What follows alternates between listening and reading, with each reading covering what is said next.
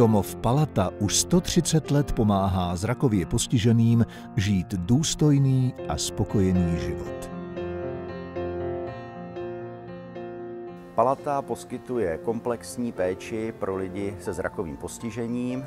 Díky velmi dobré dostupnosti ambulantních a terénních služeb pro tuto skupinu obyvatel se soustředujeme na pobytové služby a naším typickým klientem je spíše starší senior. Domov byl oficiálně otevřen 25. listopadu 1893 a symbolicky věnován panujícímu císaři Františku Josefu I. Nová instituce nesla jeho jméno Francisco Josefinum. Celou stavbu financovala Česká spořitelna. Projekt domova, který měl poskytovat bezplatnou péči chudým, dospělým, výdělku a vzdělání neschopným slepcům, inicioval Rudolf Maria Klár, který se také stal prvním ředitelem ústavu. Svou velkorysou koncepcí byla tehdy Palata v oblasti sociální péče výjimečnou institucí. Domov Palata nabízí klientům celou řadu kulturních a společenských akcí. Nabízíme klientům například kanisterapii, kdy máme 3 kanisterapeutické týmy, nabízíme aromaterapii, což je práce s vůněmi, arteterapii, ergoterapii. Velmi oblíbená je muzikoterapie, kdy třeba při Palatě působí pěvecký sbor Sluníčko.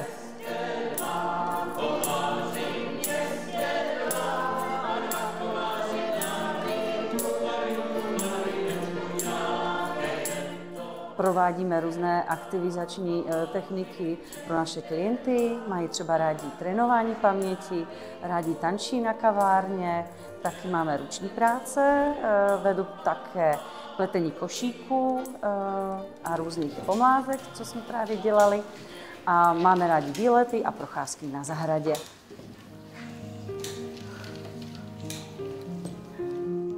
Po vzniku Československa roku 1918 byl domov přejmenován na Ústav na zaopatřování slepců na Smíchově. Ale chyběly peníze. Od krachu a uzavření zachránili instituci finance získané opět od České spořitelny. Po příchodu řádových sester došlo ke zlepšení podmínek klientů i celkové atmosféry v domově.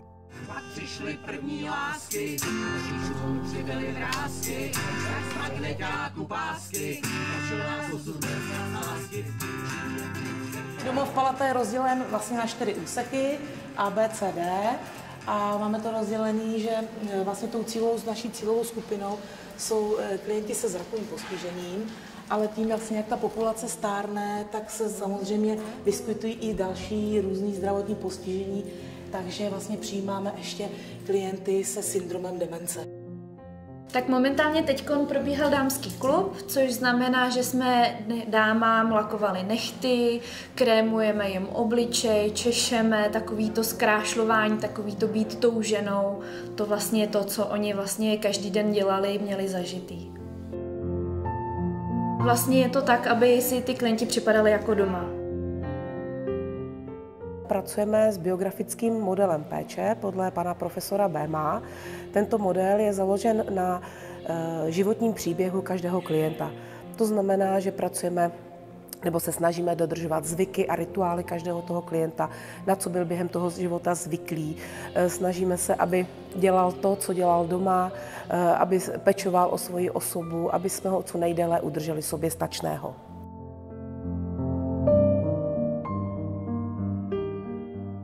Péče se skládá z celoročního ubytování a stravování.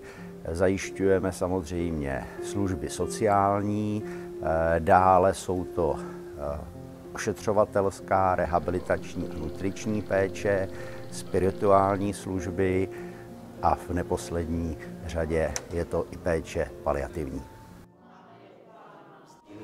Tyhle čtení tak jsou na témata, která si klienti sami vybírají a milují historii. Máme tady vlastně i skupinky, které oni sami si takhle cíleně vybrali A tyhle ty čtení už dlouhodobě spolupracujeme tady s dobrovolníkem Jaroslavem Mendelem. Kapitola 1. Omyl pana Podkomořího. Její milost, pane, řekl úctivě Hostinský. Spokojeně vzal na vědomí, že pán, který právě zacházel do průjezdu, se prudce obrátil.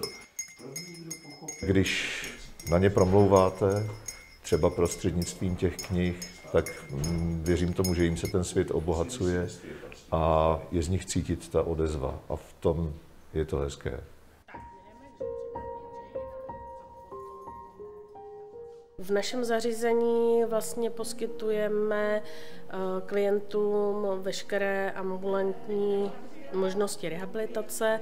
Máme tady veškeré vybavení vodoléčby i elektroléčby. Samozřejmě provádíme individuální cvičení, popřípadě i na pokojích u klientů, kteří nejsou schopní dojít sem k nám nebo si to nepřejí.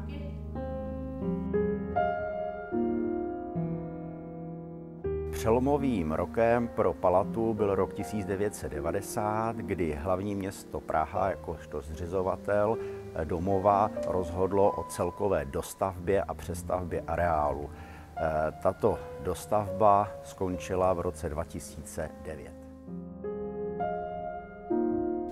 V celém domově máme pouze teda 1- a 2lůžkové pokoje. Ty pokoje jsou tedy se sociálním zařízením, takže jako mám radost z toho, že se ta služba neustále vyvíjí, že ji přizpůsobujeme těm klientům, snažíme se jim vytvářet vlastně ten domov, který samozřejmě doma je vždycky doma, ale aspoň, aby jsme to co nejvíc přizpůsobili tomu domovu a snažili se zachovávat jejich zvyky a rituály a samozřejmě největší odměnou je, že jsou ty klienti spokojení a že se usmívají.